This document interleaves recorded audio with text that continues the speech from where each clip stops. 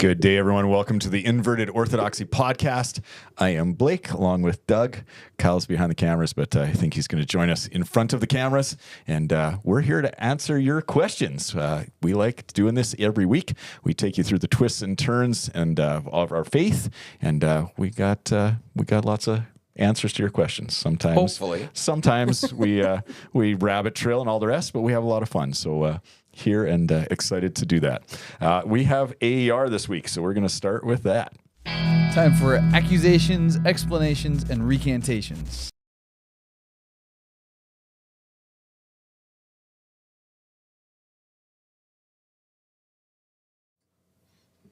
All right, so first AER of the day, or the only AER of the day, says, in one of the last few podcasts, you were discussing homosexuality, and Kyle said he's landed in a non-affirming position, which is fine, obviously, as I believe there's a valid biblical support either way. But he mentioned that one of the big reasons that he landed there was the idea that we were created to procreate, which obviously doesn't happen in a homosexual relationship.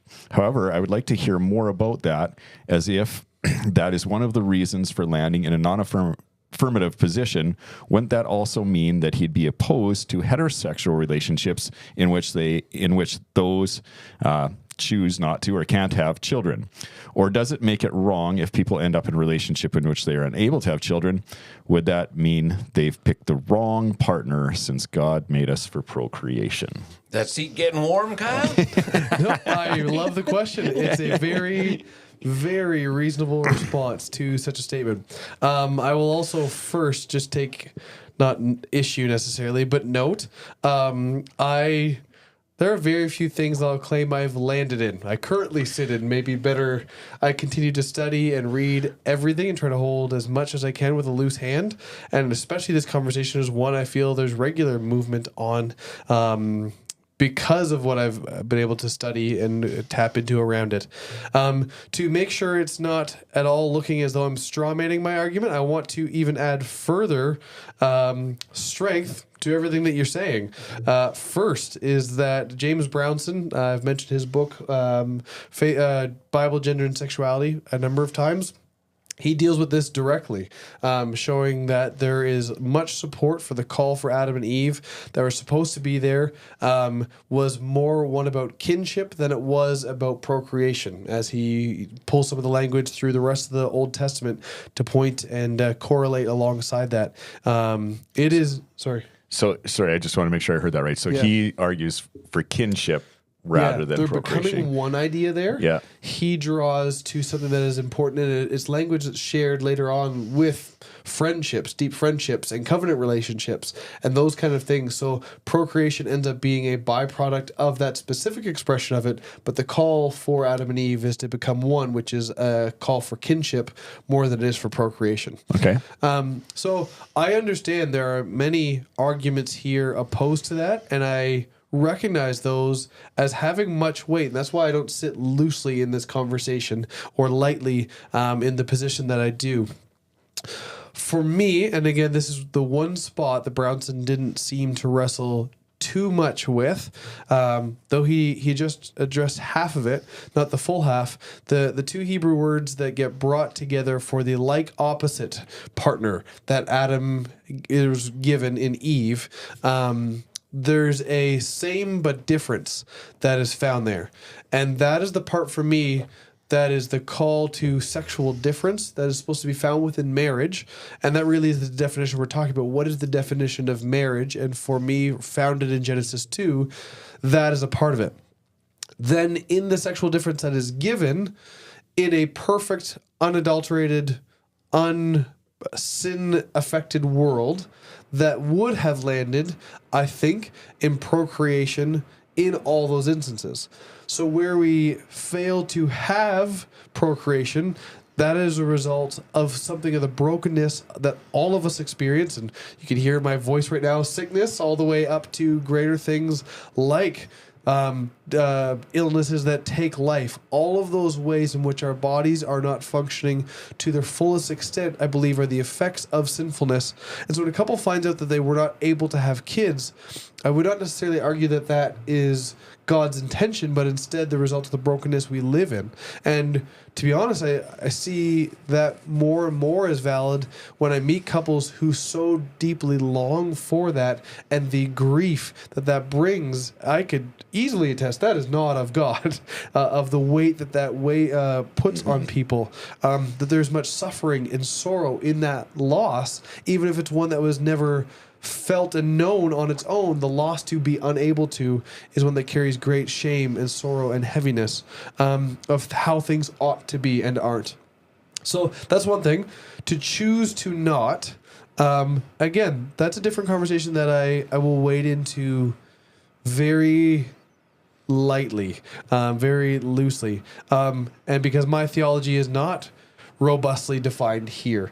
This is a theology, though, that is not familiar to are not unfamiliar to most of Christian history. Our Catholic brothers and sisters take this with deep conviction that one should not simply choose to and then use preventative measures to not have children, but in fact they would, for their considerations, it would be sinful. I have not yet landed there, but I see some validity on why Christians should not take means to intentionally avoid becoming parents. Again, I'm not saying I'm there. Make that very clear.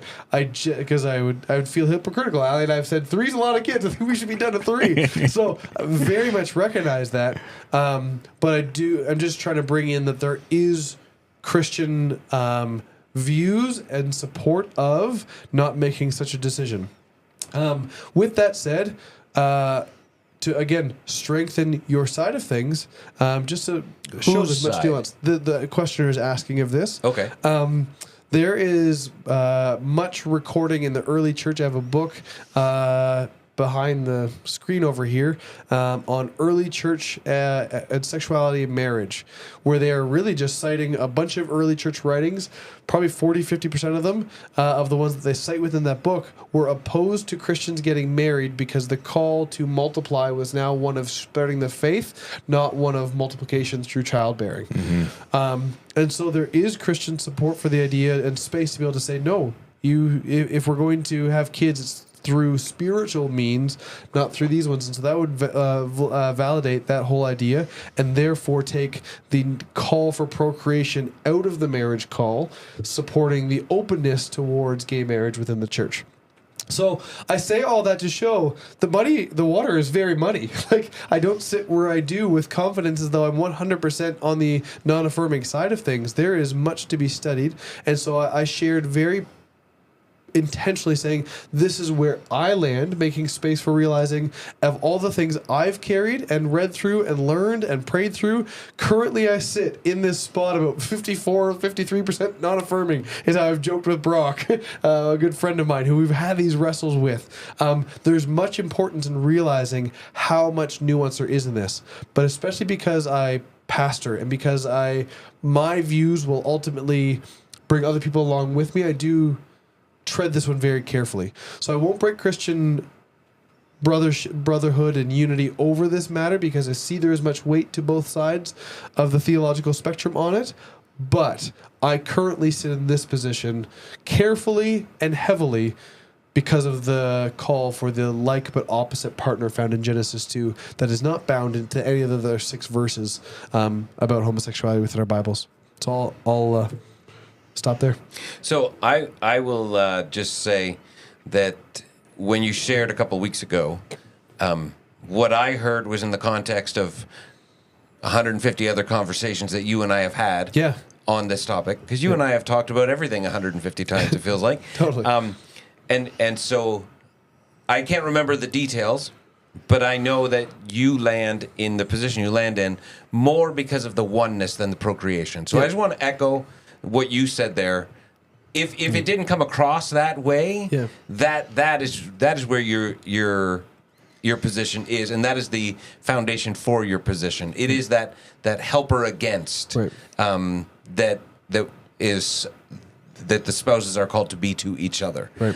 Which is an interesting phrase that appears in Genesis 2. This idea that I help you by opposing you, which can lead to a lot of humor when we talk about marriages. But the idea of two 2x4s cannot stand up unless they lean against each other. Correct. Like one's 2x4 by itself can't stand. Yep. And I can appreciate the person who's asking this question, who's wrestling through, okay, well, if that's your position, then what about these other things? Totally. And I would just like to just kind of reinforce the reality of the fact that as much as we often, I think everybody, but I think especially Christians, we like to draw definitive lines. Yep. And we like things to be nice and neat and tidy. And they never are. Nope. If we're going to get into the letter of the law kills, but the Spirit gives life. The Spirit of the law gives life. That's Paul in Corinthians. That we're very quick, oftentimes as Christians, to try to just set up a new law, set up a new standard, and try to figure out a new set of rules that will solve everything. But as this person's question, I think, does a good job of articulating, wait a minute, Kyle, if that's your position, and I'm not saying it is, No. that leads to these other problems. Totally. And have you thought through these other problems? Yep. And I think that it is one thing to have a conversation about what if you choose not to have kids. And I think that it's a completely different thing to talk then about the people who want to have kids and who yearn to have kids but who don't. Yep.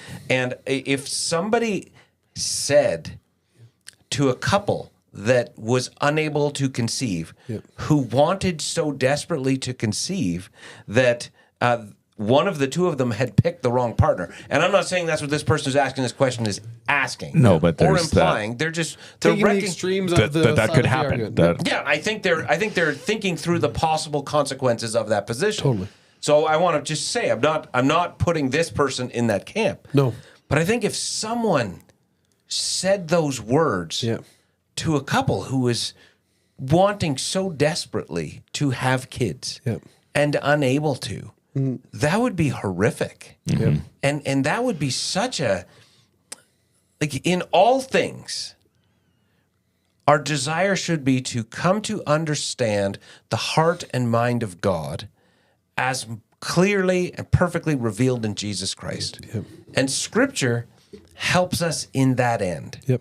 And if we somehow end up with a rule or a law or a principle or whatever standard, whatever term we want to use, that we could hurt someone like that, clearly we have not thought through the issue to understand it from the heart and mind of God as revealed in Jesus Christ. Because I just and again, I want to say I'm not saying that for this person. I'm not saying that's what they're asking, but I think they're genuinely saying, what about the logical consequences of your potential argument? Totally. And we have to recognize it is much messier than we'd like it to be. Most everything is. As much as we want it to be neat and tidy, and we can just sum it up in a few sentences and put a bow on it, it very rarely is. And I think this question does a good job of highlighting that. And so, Absolutely. I'm good with that. I will, just in continued pursuit of muddying waters. The Brownson's argument for the oppositeness, he really brings that into, you will have that within any partner living with any other human being. There will be lots of ways in which you are opposed to one another, and so it's finding the ways to rely on one another. So there are responses to all these things for sure. Want to make that clear, but for me the like opposite also is expressed in the physical bodies of males and females, as well as in personalities and all those things. But though it's not limited to marriage. No, but it's most completely shown in that closest of human relationships if it's done right in marriage. So, but it is, even you get into the whole idea of, Genesis 2, you have, be fruitful and multiply. You have this command to go forth and to multiply. And then Matthew 28:20, you have this new command and how Christians wrestle between the tension between those two. And there are people who have chosen not to have kids so as to devote themselves to ministry. Okay, well, so they should have had kids? Right. Like, and this is where when you say, okay, you need to always have kids and you can't use protection, that is the rule. Yep. Okay, but then how many kids? And what happens when you don't want to have any more kids? Like you just need to keep having kids. Yeah. And what about the person who goes, well, I want to go do this thing, and I want to be fruitful through bringing people to Jesus. Yeah. And I just we can like no matter where you try to make it a nice clean cut, it never ends up being a nice clean cut. No. Well, and again, Scripture sometimes brings up conflicts within Scripture, right? Like I was just reading 1 Corinthians chapter 7 this morning as part of my devotions, and Paul is speaking about the goodness of marriage and using sex within marriage, and he's not talking about procreation in any way whatsoever. No. He's talking about that if you're burning with lust, it's good to be married. There's things that you can accomplish in ministry if you're not married. Like he lays it all out there, but doesn't talk about procreation at all. No. So that one's a hard thing if you're trying to lump it into the homosexuality context and build a case one way or another. Paul kind of wrecks it for the procreation people. Yep. Right? Well, and if you only have sex for procreation, then you should stop having sex when you can no longer have kids. Right. Yep. Or if you have two 50-year-olds who are single and decide to get married, you should counsel them not to. Yep. Like it gets so complicated and messy. Totally. The remarriage for older people is another part of that conversation I've heard articulated. Yep. Nope. Older people should not get married. But then you said the word remarriage. So if you're putting in a marriage context, well, now you got divorce and remarriage. And what do you do with that? Because there's lots of legalism around that. Somebody passed away. Okay. All right. I mean, it could be passed away. It could be divorced. But I know a woman who got married for the first time in her 50s. Yeah. Like, and that was it. Yep. She lived single and she never thought she'd get married. Right. And served Jesus for many, many years as a single woman. And in her 50s, met a guy, fell in love, and got married. Yep. So, like, you're going to counsel this woman who's spent probably more than half her life. We don't know how long she will live. She's still alive. You know, sorry, that deal has expired. You're saying you as in hypothetically somebody going to that extreme, not me. Just if somebody were to say to that woman in her 50s, she says, I'm going to get married. Totally. Well, you can't have kids anymore, so you can't. But she served Jesus for 50 years as a single woman, got married, and continues to serve Jesus now as a married woman. Totally. So it's never as cut and dry as we'd like it to be. Yep. Do you think that's the unforgivable sin? That's the limit right there. Sorry, fishing for questions. Do I think what is the unforgivable sin? Catch what? If like she's served Jesus her whole life, but now she gets married without being able to procreate, she's now somehow canceled her life living for Jesus. She's committed the unforgivable sin. No, I don't. Wow, that took a weird left turn. I'm just saying. Clarify the no. I'm just magnifying or putting the magnifying glass on the point of how radical legalism can become. Yes. Like if you're going to follow the letter of the law, Yes. then And yes, many people do jump into conversations around sexuality as though they are every breaking of them is the unforgivable sin. yeah. Yes. All right, well, we'll jump into our first question of the day. It says, what do you think God considers justice? Is he slow to anger because he doesn't want anyone to perish? Do you think he doesn't care about vengeance or justice for what is done to us because he wants mercy for the offender? How do you pastor victims of horrid abuse, especially when it seems they won't ever see their abuser held to account for what they did? This is the question that last week we did not answer because we wanted to give it Yeah, it's big. a good time and space. Yeah. And to give it the answer that I feel like it warrants, because it is talking about some big and some difficult and unpleasant things. And there's a lot of questions in here. So I'll throw a caveat in as you're beginning to yeah, go ahead. as we've said many times, if this is coming from a personal experience, there are so many things that we are going to talk about as hypotheticals and as theoreticals. here in the answering of this question that will not come across as pastoral in us getting to care for you and your story.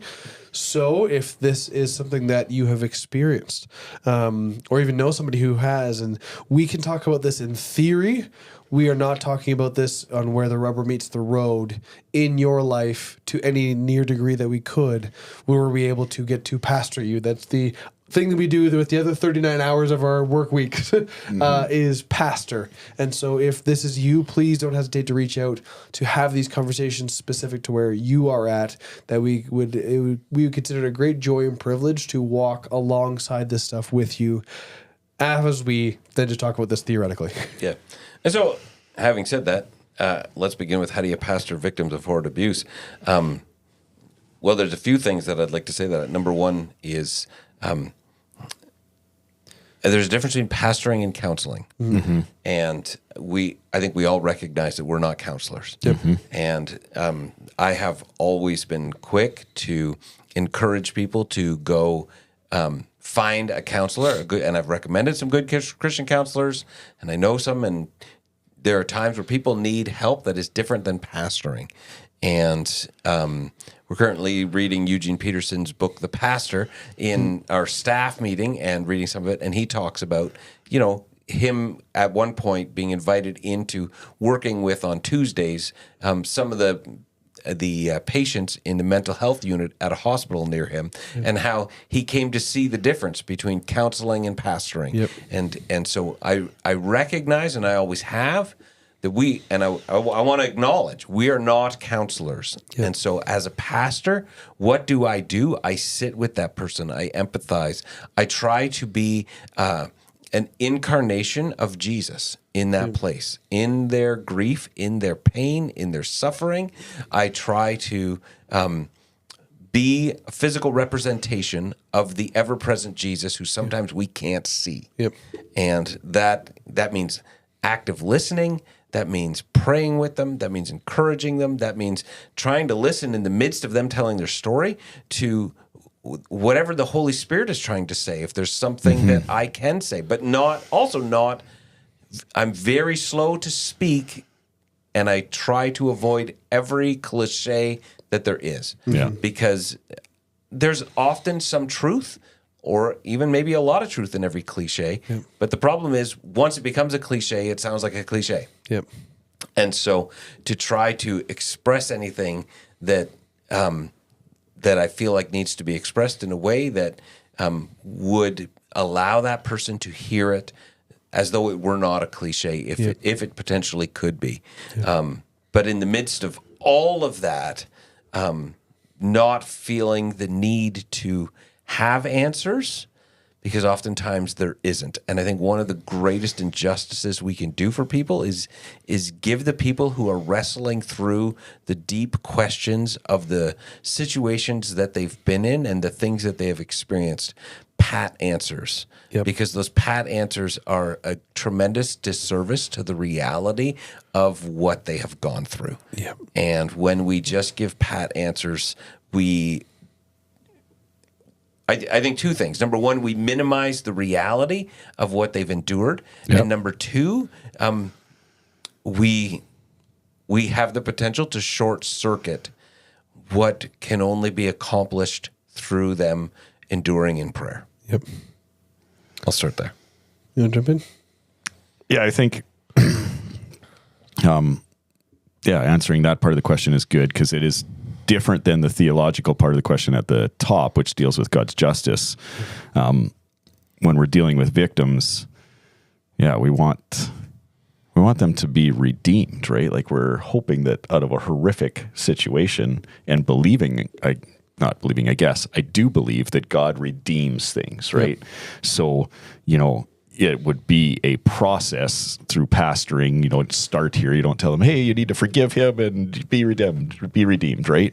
But at some point, that would be the goal, is that you'd be talking about the forgiveness that we as humans can offer other human beings. Yep. And then also looking to the how can God redeem this rather than the why did it happen, which is usually the first question that most people jump to, or where is God, all those things. But how is God actually redeeming this situation? That would be the pastoral goal, I think. Yeah. But yeah. Yeah. For me, not often hurry past the moment is a big one. Really try to stay there in the midst of the hurt that they are present in and realize that Jesus is with them there. It's easy to go like, well, God's going to make something out of this. Don't worry, you'll have a story. Yes, absolutely. And especially that is one of the big things for me that has always just pained my heart, thinking of ways of thinking of God where everything is planned out forever. And so these kind of stories of horrid abuse are somehow a part of God's plan. I believe greatly God can bring much healing and flourishing following those things, but God's presence and awareness in them happening is not something I can sign off on. And so for me to... Wait a minute. God was present there, and he was aware. Yes, sorry. I was thinking as I said that this may sound... So I tried to catch myself. Yes, God was present in that moment for that person and even with the abuser, but God did not have the abuser doing those things. It was not hand. God's will Correct. that they did it. Just so there's clarity, because I knew what you're trying to say, but no, important clarity. And so to sit with the people and realize the presence of Jesus that has been and is with them there in that moment versus trying to rush ahead to the redemption of it. And I do love, and I fully believe No, that. I was just saying that's end goal. I'm trying to answer the question in a complete way. And over time, we get there, right? But you're sitting with somebody moments or days or weeks after, it's not yet the time. You start with the Christian heritage of lament, of we should be broken over the things that God has broken over. And when our world has strayed away from the ways that he intended us to act towards and with one another, there is lament to be had, to recognize and to grieve that brokenness. And so to help people see that and process that it shouldn't have been so, is a really important one, and help them join into, that Christian heritage of that kind of language that is familiar in the Psalms and many Christian prayers over now millennia, to realize that brokenness is not something unfamiliar to the Christian story, but we can have hope because of the incarnate Jesus who is here and present with us. And some of that redemption, I believe, in those stories and in those happenings happens in the lament when people are so open or can be open to the presence of God that they might not be open to in a normal day or when things are good, right? There is something, I don't know if it's special is the right word, but there's something unique that can happen in immense suffering. And I would also just want to encourage, if anyone is here who is, whether they're a pastor or not, who is pastoring someone who is a victim of horrid abuse, the process is going to be longer and slower than you think it will be. And that is another thing that we need to remember. The redemption that you're talking about does not happen quickly. And oftentimes in our busy North American culture, we want things to happen faster. But there are some things that you cannot make happen faster. You know, if you can bake a cake at 325 in half an hour, well, can you do it at 650 in 15 minutes? No, like you just can't. In the same way, if you're the one pastoring someone in these moments, whether you call yourself pastor or not, we all have times where we pastor people. I want to just encourage, if anyone's listening, that process is going to take as long as it takes. And you don't get to determine how long that takes. Third session, we're wrapping up. Better be redeemed today. And you gotta. It will happen over time, and there's no set time. For one person, it may be X amount of time, and for another person, it may be Y amount of time. And that doesn't mean one did it right, one did it wrong, one did more efficiently or productively than the other. No. It is what it is, and we need to recognize that. Job's friends were really good friends for 7 days. And then they started talking. Then they opened their mouths. And we're all like that sometimes. I think we are more like Job's friends than we care to admit. That we can be people who, okay, well, if I have lamented with you, but now, all right, let's get on with it. So, But all right. Can we direct the question then, or direct ourselves to answering the question, what about God's justice? What do you think God considers justice? I found it fascinating learning a number of years ago The words justice and righteousness are basically interchangeable throughout both the Old and New Testament. And so, way we think of justice as penal, and we think of righteousness as perfect living by some moral code, is far off of both of those. But justice then and righteousness being very similar, meaning anything that is out of line of how we ought to live, justice is the bringing and redeeming that back towards proper living. And those two have a very tight relationship. And so, kind of read through some of the rest of the question as well here, though, to tie them together. God's slow to anger and his not caring about vengeance, if we want to put it that way, though we don't have to.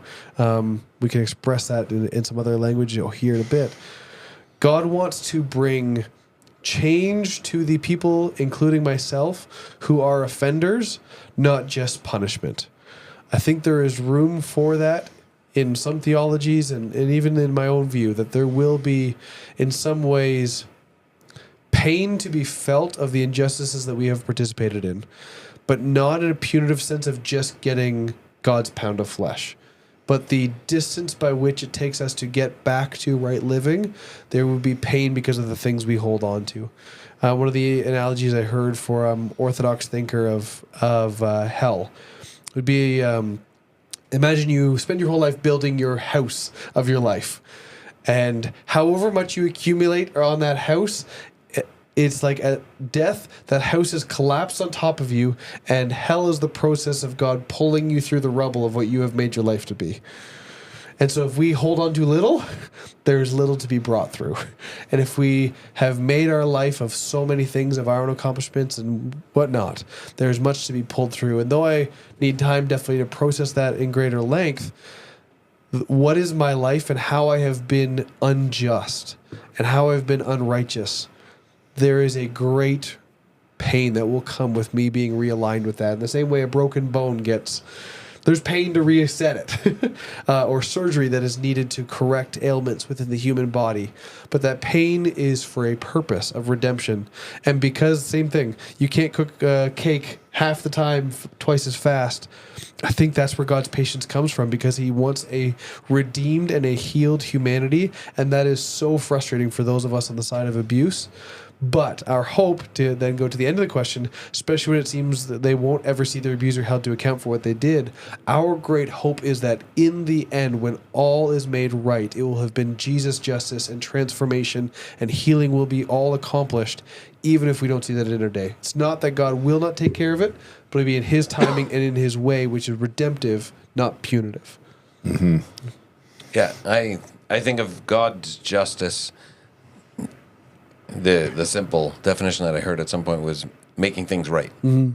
And that's much more complicated matter than the punitive idea of justice that we have. Yep. Right?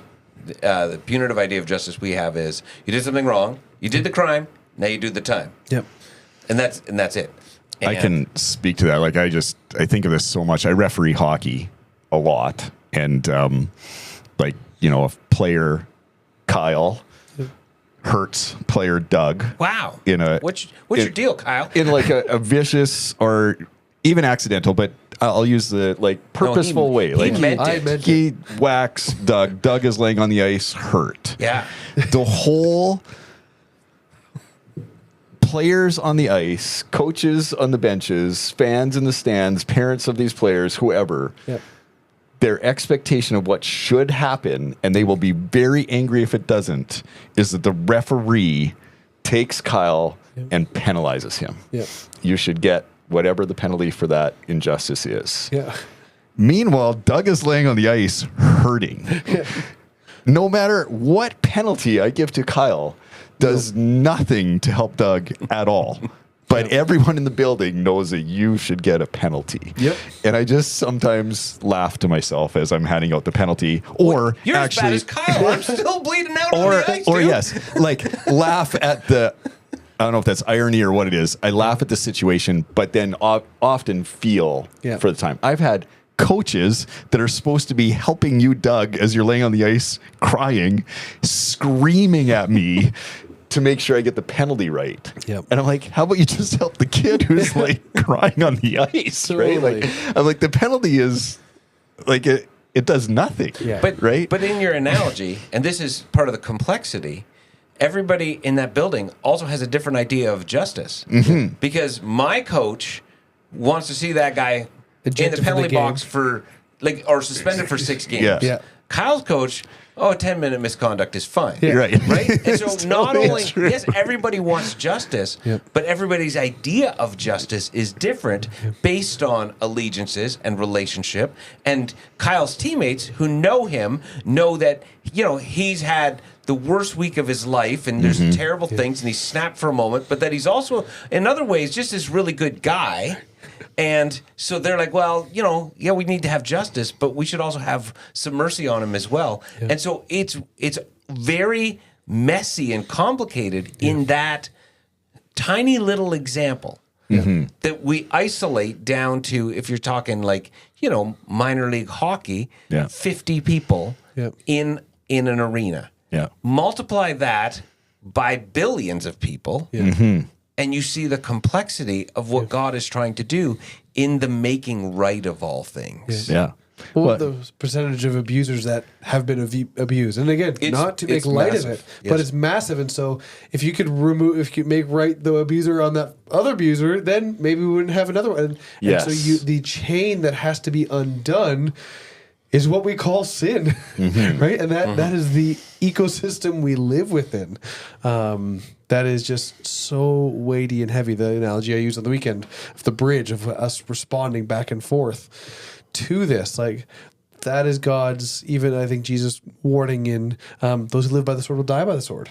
Like we can't just take it out. How many times should in hell Hitler be revived and then murdered, then revived and then murdered, and what do we get? And first, that's a more ideal thing to talk about. But right now, you look at what is happening in Israel and Gaza. I've heard a number of people talking about you've just solidified a rivalry there for the next 50 to 100 years by what has happened. As one nation has taken power out on another, you have not stamped out with the sword this thing that was there. You've now made new enemies for now multiple generations. Yeah. And so when we think that is justice, what we've actually done is just kick the can down the road a little bit further for it to have grown and probably be worse. Yeah.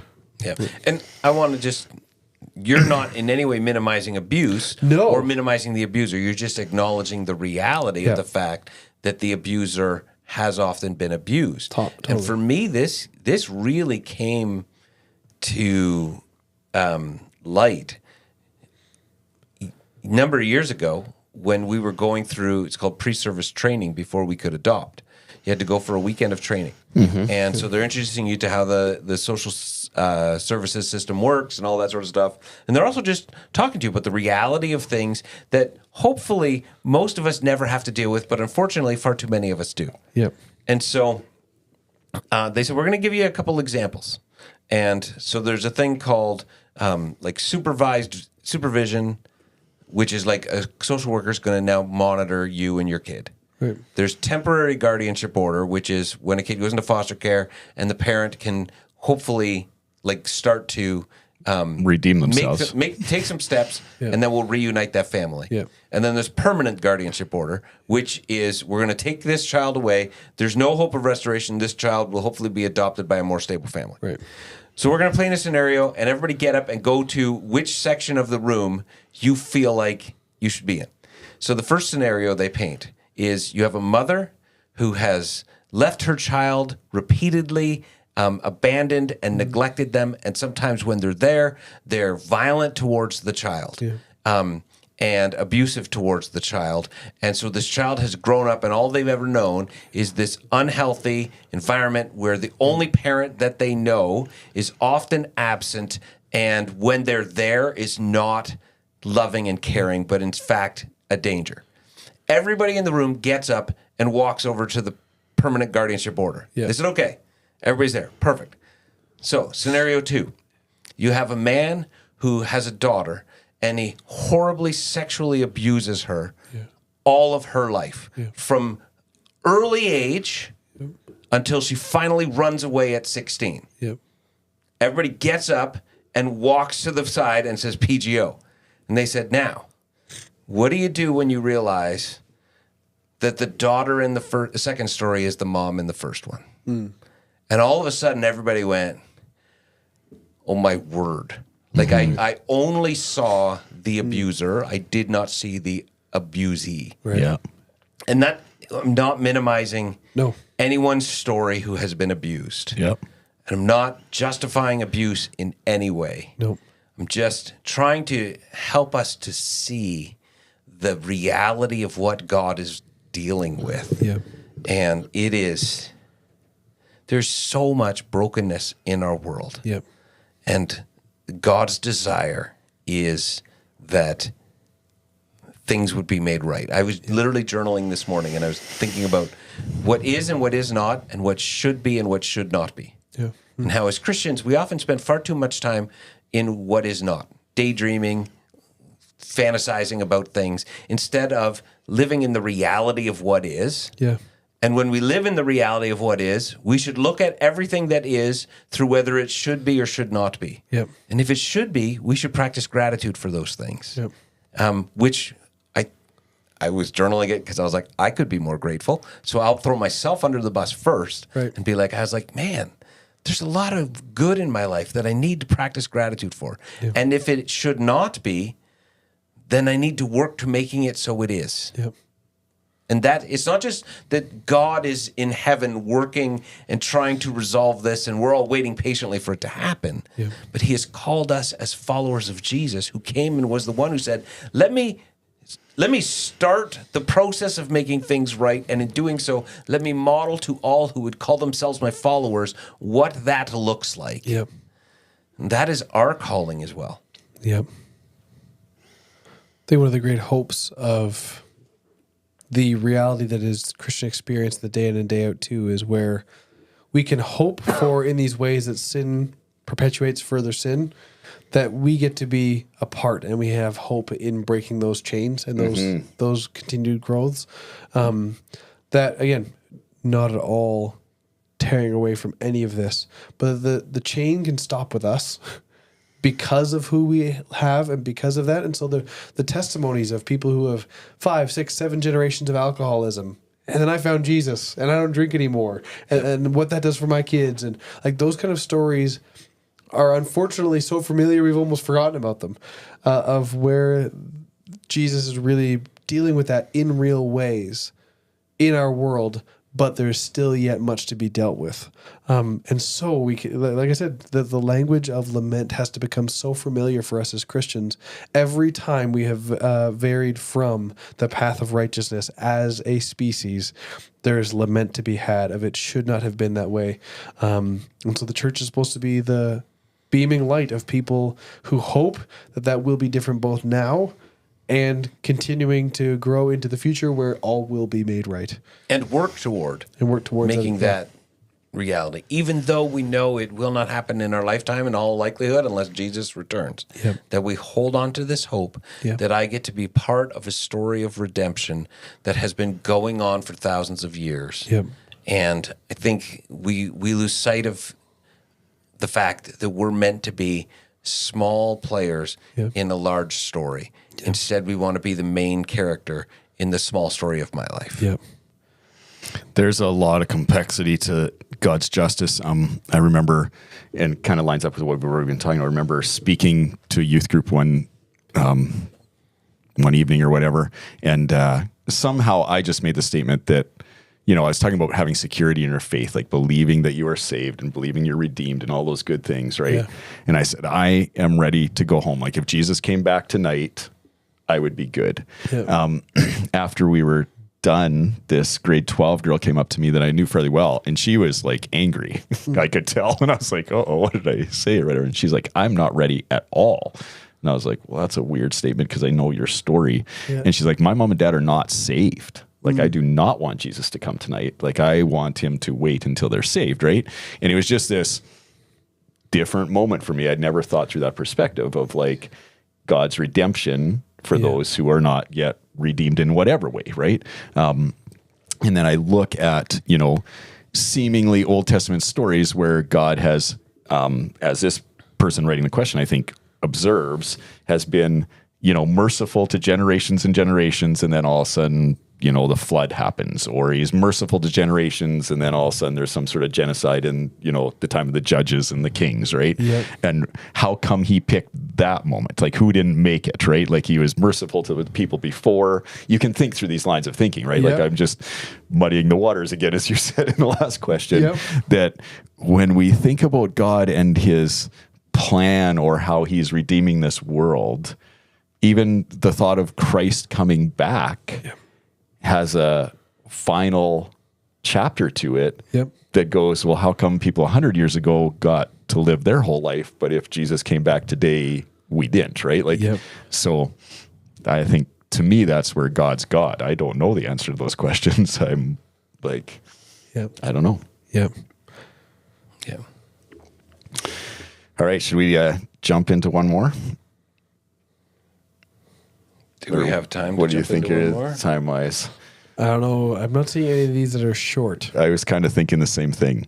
I do like this next question, so maybe we can use it as a teaser for next week. Deal. I'll let you wrap up. Tune in, and we will answer another good question from We you have as one more questioners. good question. One more, and After then that, it's all it's downhill. So I'll use that as my plug to check out invertedorthodoxy.com, where you can find our podcast, and you can also find all the ways to submit your questions anonymously. And we would love to hear them and love to read them out and then discuss them on our podcast. Give us a like and a review everywhere you listen to your podcasts, and we will talk to you next week, you all.